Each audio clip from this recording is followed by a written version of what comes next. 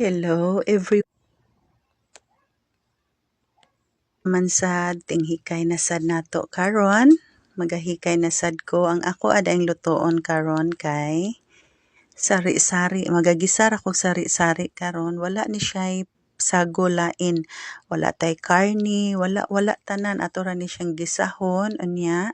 Butangan nato siya og sabaw. Okay, magsugod na ko og luto. Ako magisahon na ang ako ang mga lamas unya. Ato na dayon ni siyang ang ako ading lamas mao jud ni akong pilmero jud na akong buhaton. Butangan jud nako ni siya og asin. Asin una akong ibutang sa isunod sa lamas. Nya ilunod nato ning ato ang sari-sari. Nagpapalit jud kog sari-sari kay murag dugay na jud ming wa kakaon og gulay. Gasige pila na ka days nagsige ra mi kaon og karni samot na tani ka high blood. Mo ni mo palit ng tag sari-sari. Bahalag dili kaayo ni siya fresh, dili man fresh ning ilahang kuan oy.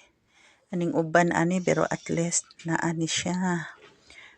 Unya ato ni siyang butangan ni nato og ang ako yung ganahan ani sa sari-sari kanang daghan bitaw siya gabi. O ni bahalag dili kaayo fresh ning among batong kay diri ra man gumi sa duol nagpalit pero at least makakaon ta gulay karon. Ako adin ni siyang sabawan. Dili po kaayo daghanon nato ni og sabaw kanang mo ispiso lang po siya, wala jud ni siya laing sagol. Unya wala man sad mi kamunggay diri, dili na lang nato ni butang kamunggay. Wala sad koy patis, tuyo na lang akong gamiton pang color sa ato ang sabaw. Muna na atong ikuani. Muna ato ang itimpla ana niya. Nasa tay. Mulaag na niya ako ang alaga di ay kay hapon naman tinglaag na niya suroy-suroy na siya didto tuyok-tuyok na parang kapuyon bitaw na siya nig kuan unya makatulog og sayo kay eskwela na pud ug mapuhon. Unya butangan na nako ni siya og tubig at sabaw nako ani. Sakto-sakto ra pod kay kuan ra man pod ni ako ang sari-sari. 3/4 igo ra ni namo. Kay gimingaw na jud mi ani pag-ayo ni amo ang gulay. Wala jud mi magulay lain diri kinapaitan. Ug di ta moadtog merkado, di ta kakaon miya dili pod mga fresh ka ilahang baligya diri oy.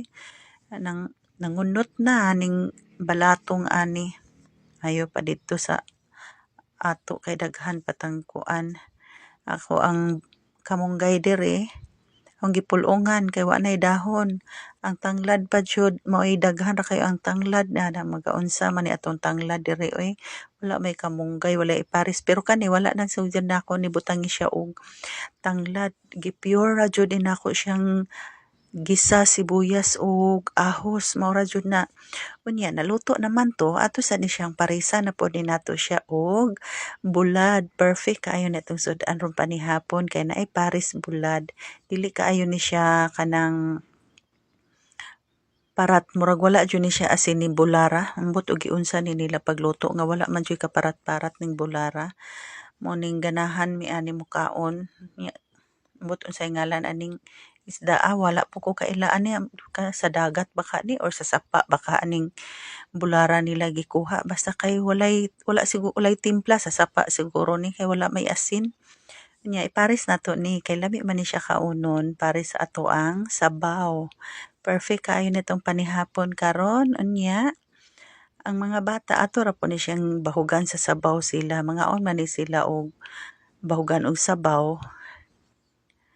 Balag walay ipatong-patong kay gusto man na sila na ipatong una musugot na sila walay ipatong makasabot naman pud sila.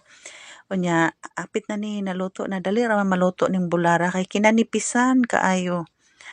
Ambot unsay ngalan aning isda nga nipis man kaayo ni siya. Unya luto na ang tanan, ready na ang panihapon. Let's eat. Thank you for watching.